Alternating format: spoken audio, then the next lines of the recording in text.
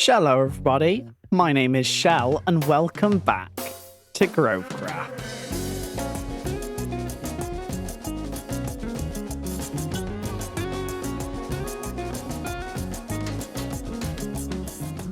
And another episode back here in my house. We're gonna be heading out today.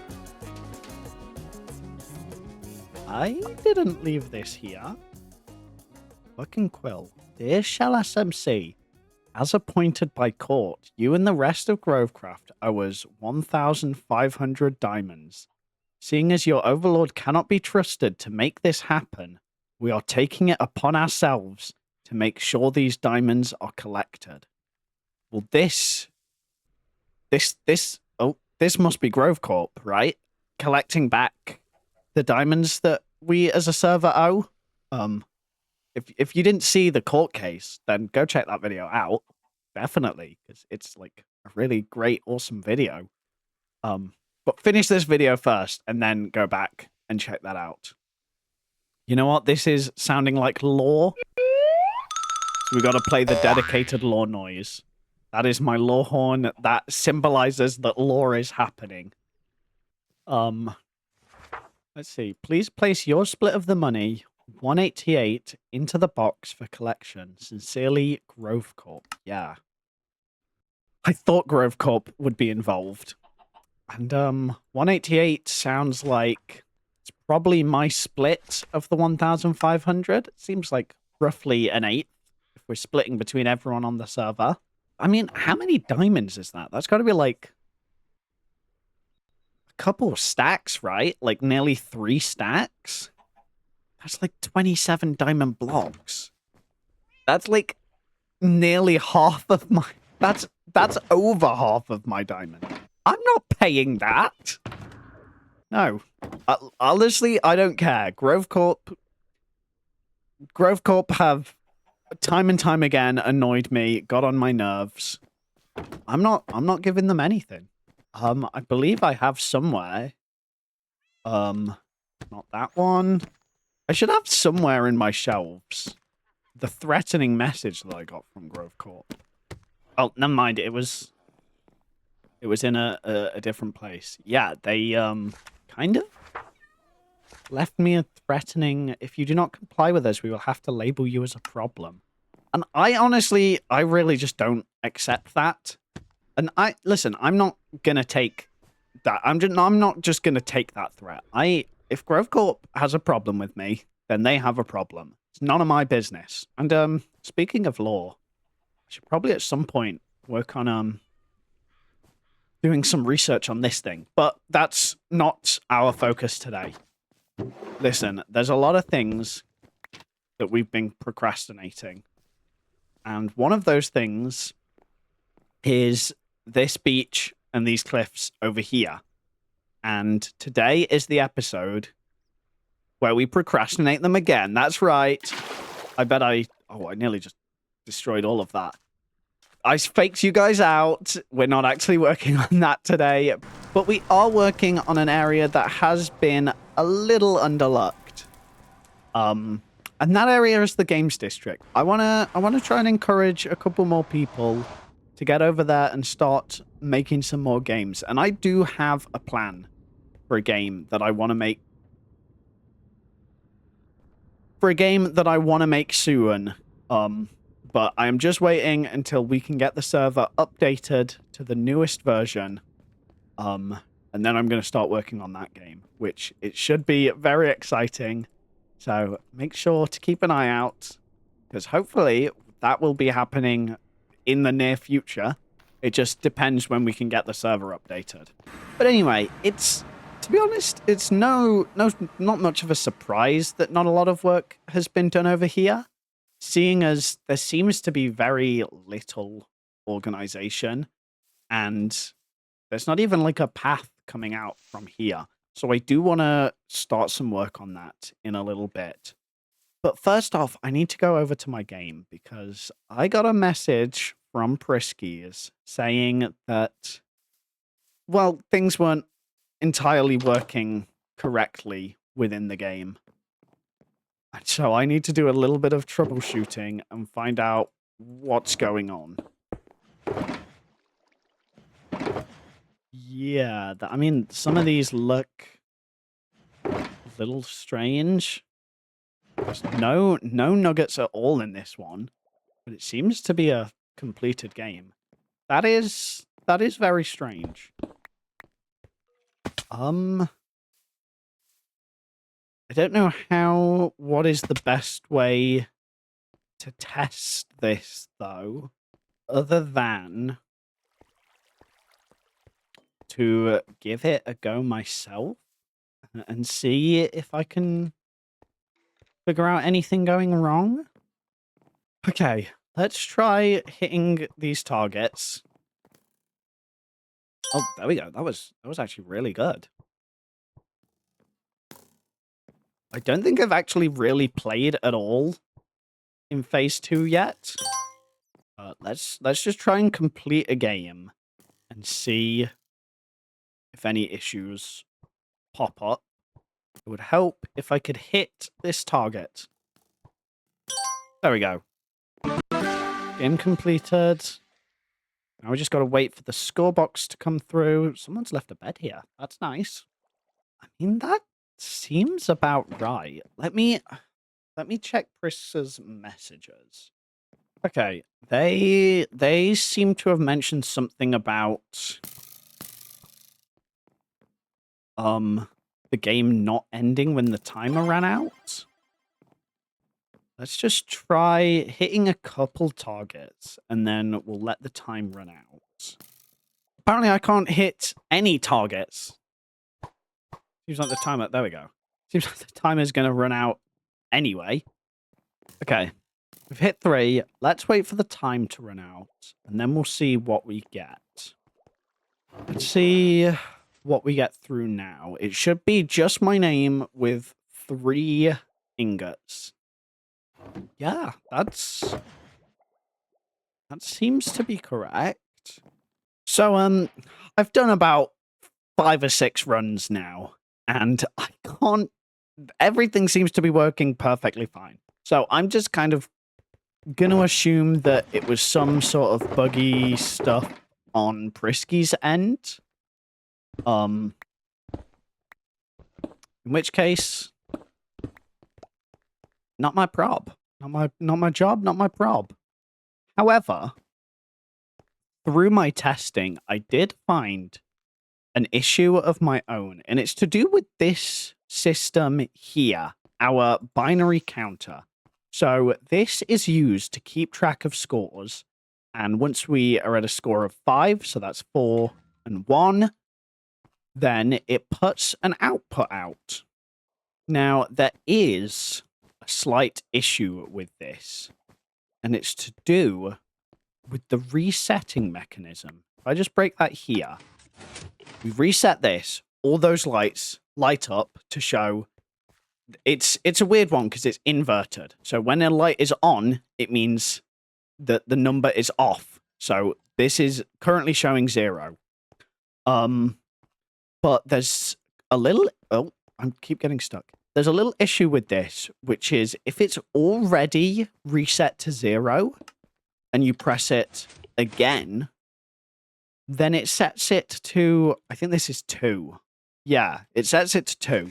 And so as soon as you hit 3 targets, the game ends, which is definitely not intended as a mechanism. So if someone played a game and they didn't manage to hit all targets, then the next game would end up being bugged out like this. Now, from what I could tell, this isn't what happened to Pris at all. But I did figure this out from doing a little testing, and I want to fix this issue. Now, I have figured out a solution for this, I think. But it means tearing this whole system down and building up a new one. And it means that we're going to have to build a system that's a little less... editable than this one. This one is very good. I like it because we can alter what the score needs to be for the game to end. Whereas our new system that I've designed is going to be a little harder to do that. We should still be okay to do it. It's just not going to be as easy.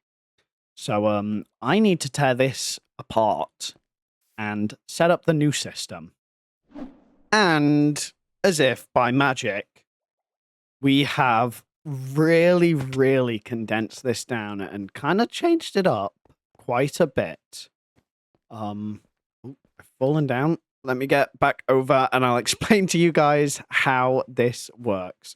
So we still have the same green, just fallen down here again. We still have the same green input line. That is when we're inputting that we've scored a point. We have this pink line, which is, broken. This pink line, which is to reset. And this blue line, which is going to take our end game state out of the thing. But essentially, the way that this works is we have a dropper with 5 wooden swords in. Each wooden sword represents a point. And each time we earn a point, this dropper is going to fire one of the wooden swords into this hopper here. And that is going to take a signal. And once that signal is greater than this one, which is 4 wooden swords. So once we've got 5 points, the signal is going to travel out here and down into this line. And then we have here our reset function. And what that's going to do is it's going to move this redstone block across here. And that is going to unlock this hopper, which means it's going to send all of the wooden swords back into the dropper. And once this hopper's empty, it's going to send a signal up to say, move that redstone block back there. Basically, we have a working system now. That's all you really need to know. But that should hopefully avoid any issues happening with the game resetting, like I showed earlier, which genuinely, I'm surprised no one came across that issue yet, at least to my knowledge. Because it wasn't exactly like a hard to find issue. So, I'm kind of surprised that no one came across it, but also grateful. And I do also need to update the scoreboard because I'm aware that Pris has been playing a couple games. So let me check through all of these sugar boxes. And sadly, Pris has taken my spot in 3rd place. I'm just going to grab these sugar boxes. I'll put them back in here for now. I should probably put them back into the system, but also I am lazy. And this episode is all about procrastination. So I'm doing things that I've been procrastinating, and I'm procrastinating things that I should be doing. But speaking of things that I've been procrastinating, this. Now, the thing is, it's kind of hard to really do much with this because there's not really a lot for us to connect this path up to.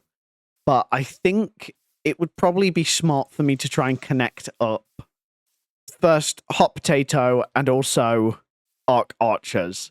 And I'm going to need some stone and andesite. I'm a little curious. Okay, there's a little bit of andesite in here. Figure out what we want to do with this. Now, I imagine this main path is just going to continue forwards like so. I don't know why there's a log in the ground. But the thing is, it's just figuring out where it's going from here. So I guess what we want to do is kind of get it to make a little turn somewhere around here. But I'm wondering if that would be better as like a diagonal or if it's better to do like 2 curves.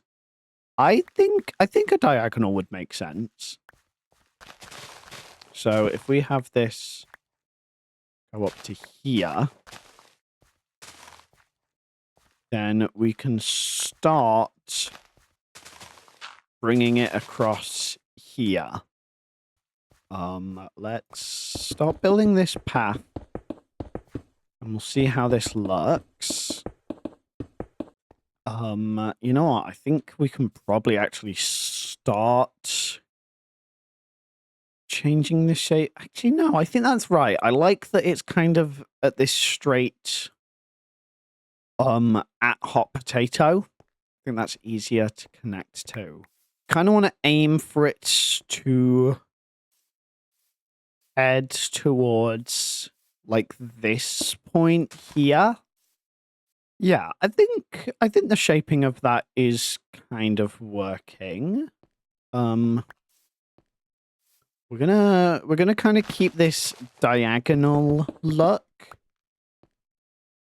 but every now and then we are just gonna make a slightly straighter section and then back into the diagonals, just to kind of give it that soft curve to it. It's not a perfect path. Maybe we do start the curve a little earlier.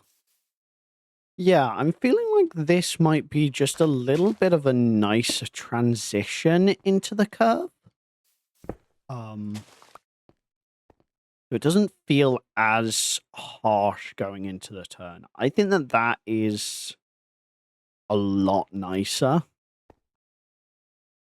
Okay, yeah, that is like a much nicer transition into the curve. It feels a lot less out of place now. So now, I guess we're going to want to do like a little bit of slabs. Smooth it out, though I have run out of andesite. So maybe first I should try doing some of the texturing with stone. So we're just going to come through, break it up every now and then. Don't want it to look too grid-like.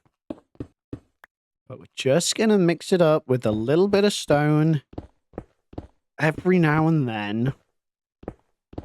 That should hopefully just bring a little bit of texturing into this. So it's not so heavy on the andesite. Because andesite, it's a nice block and it's a nice color. But it is very, like, rough in terms of visuals. And so just throwing in these bits of stone can help to break that up. Now, did we use anything else? Doesn't look like it. So now, let's try and get in some slabs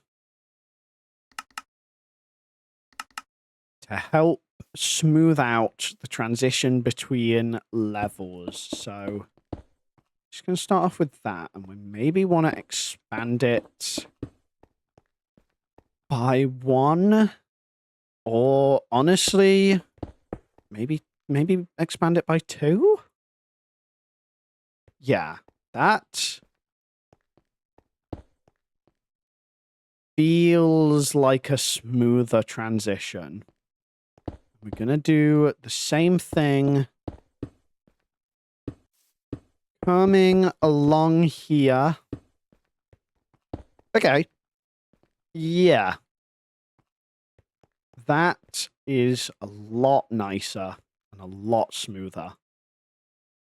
And with the extra andesite we have, we can just expand this path a little further on. Okay, there we go. That is a nice little path now going along there. And then what we need to do is get this kind of side bit here going on. So I'm going to need to grab some more stone. Okay, so this shouldn't be too tough. The only bit where we might have a bit of a challenge is here on these slab bits. But, I mean, for the most part, it should just be as simple as we put blocks next to where there's slabs. We might actually want to pull out these corners. Just to allow a little bit of a smoother transition into the path. Yeah, that is nicer. That is the only area so far where it's a slight problem, because if I leave it like that, it doesn't quite work here. So that's going to be a slightly raised bit, but that's fine. Okay. You know what? That is a lot nicer now. We actually have a bit of a clearer path coming through here. Now, in terms of connecting these two up, I think what I'm going to do is kind of have a separate, smaller pathway coming off from the side here. And the same over on this side. We can actually make it a little symmetrical. Now, I am going to need some more andesite, which I don't think I have anywhere. So we're going to need to grab a little bit more. But hopefully I should just be able to find a pocket somewhere or a little cave and we can grab some. Okay, so start placing in this pathway now. Now I've got to figure out again how to get the curve of this path right. I don't think it should be too tough. Yeah. And then I think we're just going to end it out around here. Yeah. And then what I'm going to do is sort of make it kind of falter out and then do my own path going from there. And I want to do the same over here, connecting up to Peach's hot potato. We're just going to stop that about there. And then we just need to do all of the texturing and the side bit. I don't know what to call that. What would you call that? It's not quite a railing. And we're also going to do the texturing this way. Like so. And we can do slabs. And then we're just going to add in these side bits. Following kind of the same method that we were using before. Just kind of make sure it's staying half a block higher than the path at every point. And the same on the other side.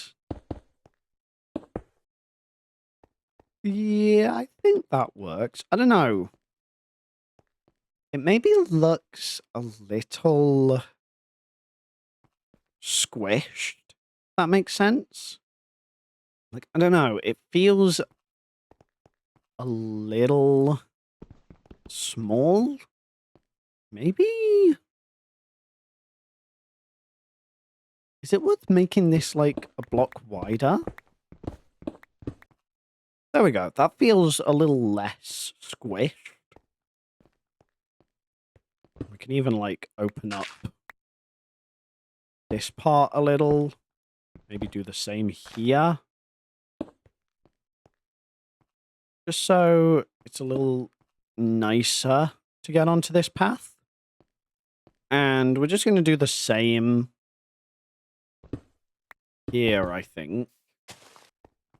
Yeah, that's just a little nicer. Maybe even remove this bit. And there we go. That's just a little bit nicer of a pathway now. And we have quite a nice gentle path over to the hot potato. We also have this nice path towards archers. And hopefully this means that it'll be easier if anyone else wants to come along and build a game, and we can connect up this path for them. Just make it that a little bit easier. Hopefully that'll entice a couple more people to come over here and start working on games. Like I said before, I am going to be doing another game soon. I just gotta... We just gotta wait for the server to update. And this could maybe use some lights or something a little nicer at some point. But that is probably something that we're going to be procrastinating for a while. So I think now I'm going to start doing a little bit of work on another thing that I've been procrastinating for a while. And that is this half of the beach. Because the two halves are fairly different. If we come over here, you might be able to see. Over on this side, we have a lot of rocks. We have all of this vegetation.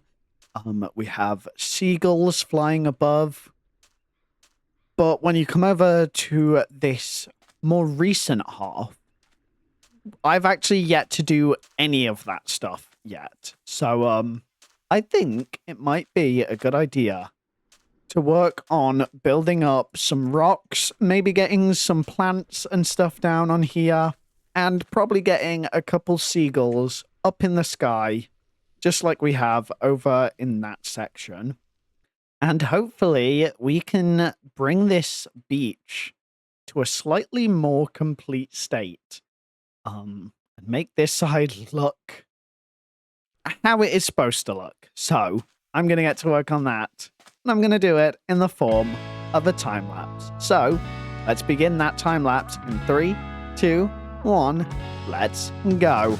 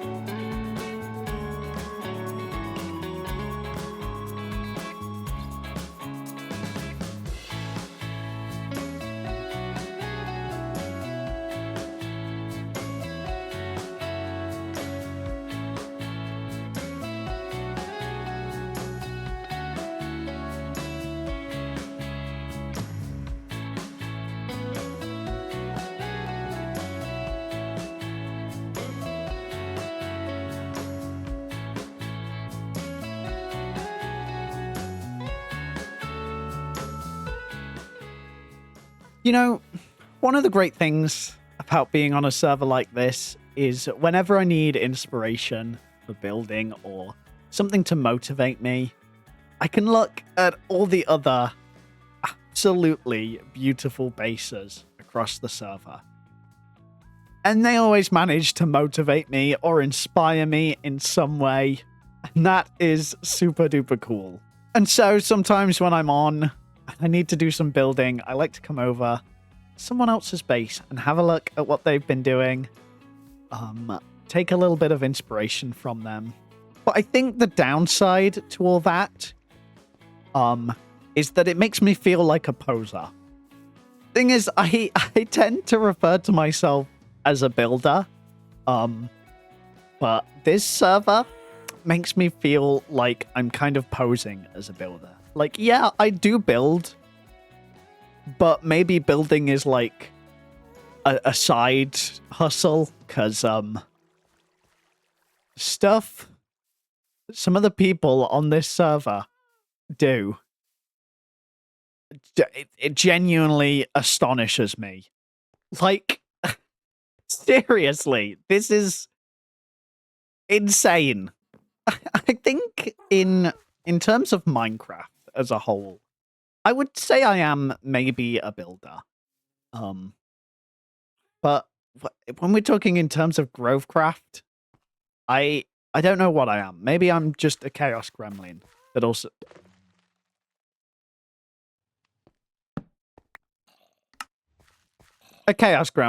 also likes to build. I mean, come on. Are you kidding me? Whoa. You know, we did only just do a world tour super recently. But even still, like, looking at these builds, genuinely, it's crazy stuff. It is insane. We genuinely have just so many incredibly talented people here on this server. But at the end of the day, I'm so happy that I get to create with such cool people. But anyway, enough of that. Let's take a look at what... there's a tree. Let's take a look at what I've been doing. So, it's not a crazy amount of work. But I've been placing rocks around, adding in some foliage. We've got some more seagulls up in the sky, including a couple over towards this beach. And honestly, it's like I say, it's not a crazy amount, but it just does add so much. And I've also tried going for like slightly different rocks. See, we've got like a couple that are, rather than just kind of coming out and curving back in, we've got a couple that are like almost poking out of the sand. And honestly, I feel like the addition of these couple ones with a bit of space underneath just adds a little extra life to these. I mean, got that there. Also, took a while, but I think we're blending out of the rock pool nicely. There's probably a little bit more texturing I want to do. Probably like a couple more sea pickles, maybe some buttons and some dried coral. But, you know, we're going to procrastinate them for even longer. But overall, this second half of the beach is now looking so much nicer and so much more connected to this first half. Now, one thing that I will say is that this second half is a little bare. And the thing is, I really don't want to put too many structures on this island. I like that it really feels connected to nature. But I think that maybe a little bit of structures could just help it feel that little more alive and lived in. So I'm probably going to consider what I might be able to put around here. I was thinking maybe like some sort of campfire, bonfire thing. Possibly like a small research area by the rock pools, seeing as this is kind of my marine biology research base home. But even at night, this area is just looking super duper awesome. And it's making me upset that I have to have all these torches around. The thing is, though, I just don't know. I can't figure out an alternative. So if you guys have any ideas, then please do let me know. But anyway, I think that is all we have time for in today's episode. I know it wasn't exactly as full of interesting things, and it's probably not going to be super long. The truth is, I was procrastinating making this video, which is kind of fitting. Say it's a video that's become all about stuff that I've been procrastinating. Honestly, I've been getting super busy and a little burnt out at times. So if you guys could show support for this in any way, just know I really do appreciate it. But I've been talking a little bit in this episode about us wanting to get this server updated to the latest version. That is 26.2, I think. Yeah, I forget the update numbers. But we just found out today the last mod we were waiting on has updated. And so we are going to be getting the server updated to the newest version for my next episode. And I am super duper excited. I have some fun stuff planned with it that I can't wait to do.